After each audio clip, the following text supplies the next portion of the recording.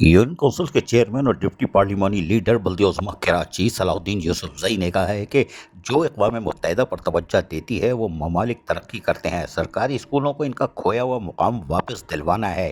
मोमनाबाद town में तमाम लोग एक ख़ानदान की तरह हैं। इन ख्यालात का इज़हार उन्होंने टाउन्स गर्ल्स एलिमेंट्री स्कूल चाहरुम जमात हफ्तुम के सालाना इम्तहानात में इम्तियाजी पोजीशन लाने वाले तालिबात में इनामात तकसीम करते हुए कही। इस मौके पर इनके हमरा डायरेक्टर एजुकेशन अय्यूब जसवानी, यूसी काउंसलर वाजिद अली खान और साजिद खान भी मौजूद थे।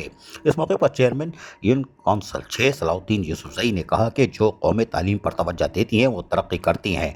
तालीम हासिल करना हर बच्चे का बुनियादी हक है। मुंतखब बल्दियाती क़यादत तालीम के शोबे पर खुसूसी तवज्जो दे रही है और हमारी कोशिश है और ख्वाहिश है कि मोमनाबाद टाउन का हर बच्चा तालीम हासिल करे। अगर हुकूमत वक्त पर दरसी कुतुब फराम कर दे तो ये बच्चे इस मेहनत और लगन से अपने तालीम को तवज्जो दे सकें।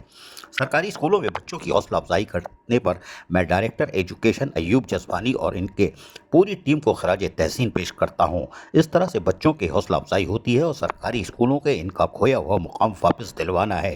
मोमनाबाद टाउन में तमाम लोग एक ख़ानदान की तरह हैं और ये सब हमारे बच्चे हैं और इस दो साल के अरसे में बच्चों की तालीम और तरबियत में वाज़ेह तब्दीली नज़र आ रही है। ये सब असातिज़ा की मेहनत का समर है।